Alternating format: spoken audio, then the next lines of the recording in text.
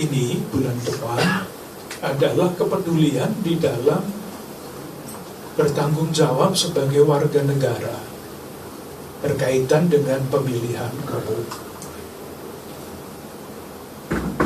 Mungkin orang tidak merasa ideal, ini tidak ideal pemilu seperti ini, sudahlah, saya tidak usah ikut saja, pergi liburan kemana lebih menyenangkan. Itu orang yang tidak bertanggung jawab sebagai warga negara. Keadaan tidak pernah ideal. Yang ada adalah seperti ini. Maka sebagai warga negara, siapapun kita wajib ikut di dalam pemilihan umum itu. Maka itulah nasihat pertama yang kami sampaikan kepada umat Katolik. Nah, kepada umat lain saya tidak punya wewenang apapun. Tapi kepada umat Katolik saya mengatakan, silahkan datang untuk ikut memilih calon-calon pemimpin kita dengan suara hati masing-masing. Tidak ada paksaan. Kalau saya mengatakan pilih ini, nanti saya di kartu merah oleh Paus. Tidak boleh. Tetapi saya mengatakan, silahkan memilih dengan cerdas, menurut hati nurani. Hati nurani kan ada yang bodoh ya. Kalau memilih jangan pilih pakai hati nurani yang bodoh, tetapi yang cerdas. Itu artinya mempertimbangkan segala macam hal. Itu yang pertama. Yang kedua, nasihat dalam rangka kepedulian adalah seperti apapun atau siapapun nanti yang akan terpilih dan sudah diumumkan oleh lembaga yang berwenang, kita mesti menerima. Tidak bisa lain-lain selain menerima, karena sudah diumumkan oleh lembaga resmi yang berwenang. Kalau tidak berwenang ya kita bisa tidak mengikuti, tapi berwenang.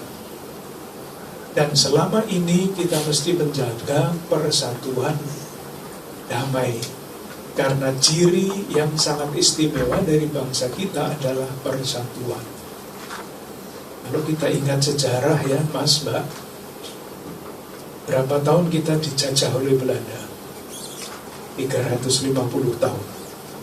Politik Belanda adalah memecah belah dan berhasil selama 350 tahun menjajah Indonesia.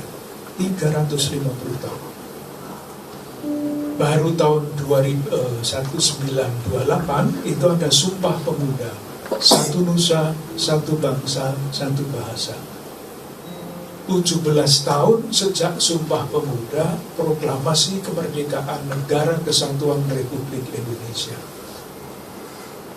Lihat betapa kuatnya, kuasanya yang namanya kesatuan itu. Ini yang harus kita jaga.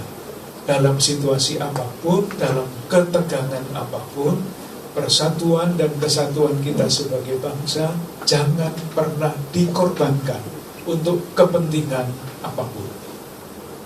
Dan yang terakhir, kalaupun nanti kita menerima siapapun yang akan terpilih,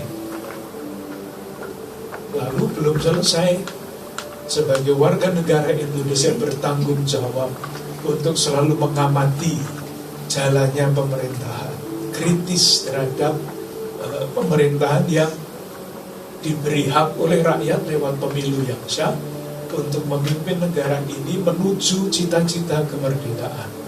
Kita semua tahu cita-cita kemerdekaan, tujuan negara kita didirikan itu ada di alinea 2 pembukaan Undang-Undang Dasar 45. 1, melindungi seluruh rakyat Indonesia dimanapun mereka berada. Nah, rakyat kita sudah terlindungi belum? Banyak tindak pidana perdagangan orang.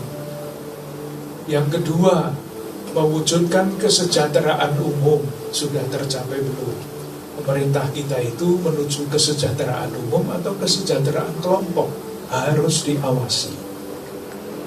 Semestinya yang mengawasi DPR, tadi seringkali kan kita juga harus ikut terlibat.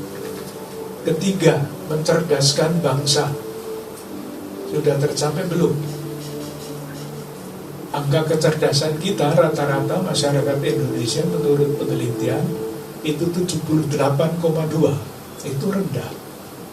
Rata-rata mestinya 82. selisihnya masih lumayan. Baru nanti kalau kita sudah sampai 120, 130 itu kita menjadi orang-orang yang hebat. Sudah cukup apa belum? Negara itu berperan di dalam mencerdaskan bangsa. Uang pajak masyarakatnya dibawa kemana? Itulah yang kita baca setiap hari. Menteri ini ditangkap, anggota DPR ini ditangkap, apalagi satunya hakim ini ditangkap. Saya sedih sekali membaca di suatu harian yang terkemuka di negeri kita ini, yang menggunakan, memelesetkan kata trias politika itu menjadi trias koruptika. Mengerikan sekali, lelucon, tetapi lelucon yang menusuk hati. Itulah realitas kita. Maka pemerintah atau siapapun yang terpilih, warga negara wajib ikut mengawasi pemerintah itu supaya sejalan dengan cita-cita negara.